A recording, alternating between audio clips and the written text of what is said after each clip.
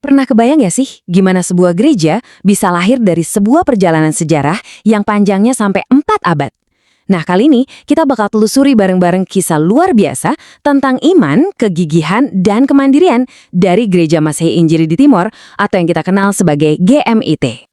Pertanyaan besarnya kan gini, gimana caranya sebuah institusi yang akarnya ada di zaman kolonial bisa berubah total jadi gereja yang mandiri dan bahkan jadi pilar buat masyarakatnya? Untuk jawab itu, kita harus mundur jauh banget ke belakang, ke titik awalnya.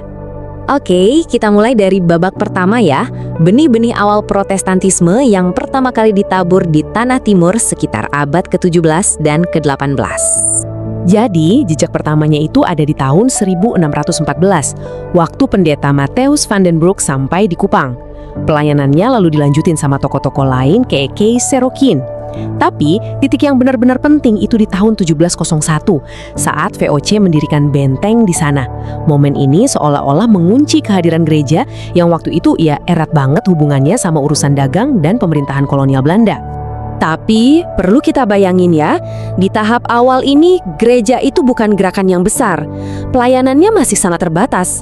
Bisa dibilang lebih mirip kayak pos pelayanan buat orang-orang Eropa dan segelintir kecil penduduk lokal yang udah jadi Kristen. Oke, kita lompat sekarang ke abad ke-19. Nah, ini adalah era di mana semuanya berubah. Gereja mulai berkembang pesat banget. Dan ini semua berkat kerja misi yang jauh lebih terorganisir. Motor penggerak utama di balik ledakan pertumbuhan ini adalah sebuah organisasi dari Belanda yang namanya Zending, atau lengkapnya Netherlands Zendelin Genootschap.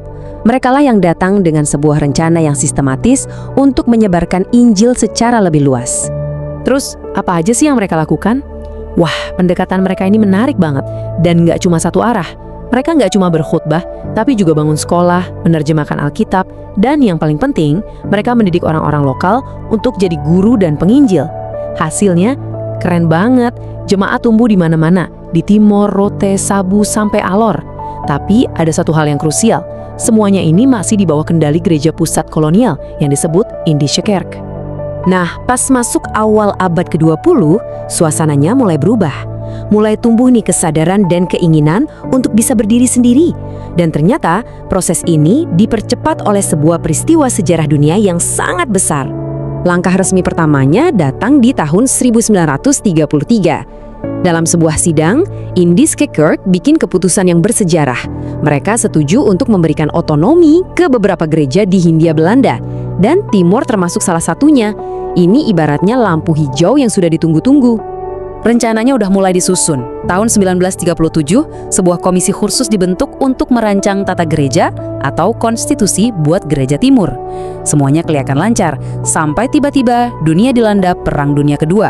Proses ini langsung berhenti total. Nah, ini jadi pertanyaan yang krusial banget kan? Apa yang bakal terjadi sama sebuah gereja yang masih bergantung sama pemimpin kolonial ketika para pemimpin itu mendadak hilang? Dan disinilah titik baliknya yang luar biasa. Coba bayangin, sebelum tahun 1942, gereja itu dipimpin sama pendeta-pendeta Belanda. Tapi setelah Jepang datang, semua pendeta itu ditahan. Tiba-tiba, gereja ditinggal sendirian. Justru di tengah krisis inilah, para pemimpin lokal, salah satunya Raja Kupang, Ennis Noni, maju mengambil alih kepemimpinan. Jadi kemandirian itu bukan lagi pilihan, tapi sebuah keharusan supaya bisa bertahan. Setelah melewati masa perang yang begitu berat, akhirnya kita sampai di babak yang paling ditunggu-tunggu. Inilah puncak dari perjalanan ratusan tahun itu, lahirnya GMIT. Coba deh, catat tanggal ini baik-baik. 31 Oktober 1947. Ini adalah tanggal yang selamanya akan jadi bagian dari sejarah masyarakat Kristen di Nusa Tenggara Timur. Ya, di hari itulah setelah perang selesai dan Indonesia sudah merdeka, gereja di Timor akhirnya secara resmi berdiri sebagai sebuah sinode yang mandiri. Namanya Gereja Masehi Injili di Timor atau disingkat GMIT. Dan mereka nggak nunggu lama loh, strukturnya langsung dibentuk. Ketua sinode pertamanya adalah DSE Durkstra. Tapi yang menarik, sekretarisnya adalah seorang pemimpin lokal, pendeta Tokoh. Mereka juga langsung membentuk 6 klasis atau wilayah. Ini nunjukin kalau sejak hari pertama, GMIT sudah siap buat jalan sendiri. Tapi lahirnya GMIT ini bukan garis finish loh. Justru ini adalah garis start untuk sebuah perjalanan yang baru. Yuk kita lihat gimana gereja ini terus tumbuh dari tahun 1947 sampai sekarang. Perjalanannya bisa kita bagi jadi beberapa fase penting. Ada periode transisi di awal, terus masuk era di mana kepemimpinan 100% diambil alih oleh putra-putri daerah, sampai ke era modern seperti sekarang, di mana pelayanannya jadi makin luas dan menyentuh banyak aspek sosial. Dan kalau kita lihat hari ini, peran GMIT itu jauh banget dari sekedar urusan mimbar gereja. Mereka sangat aktif di bidang pendidikan, kesehatan, pemberdayaan ekonomi masyarakat, bahkan sampai proyek besar seperti penerjemahan Alkitab ke bahasa-bahasa daerah. Ini bukti gereja yang benar-benar hidup dan relevan buat zamannya. Bahkan di level nasional, peran GMIT itu udah penting banget sejak awal. Bayangin baru 3 tahun berdiri, di tahun 1950, GMIT itu udah jadi salah satu anggota pendiri dari PGI atau Persekutuan Gereja-Gereja di Indonesia. Ini menunjukkan visi mereka yang emang sudah luas dari dulu. Jadi kalau kita rangkum semuanya, perjalanan GMIT ini adalah sebuah transformasi yang luar biasa. Dari sebuah pos pelayanan kecil di zaman kolonial menjadi salah satu pilar utama bagi masyarakat di Nusa Tenggara Timur. Sebuah kisah nyata tentang iman, ketahanan, dan semangat kemandirian yang menginspirasi.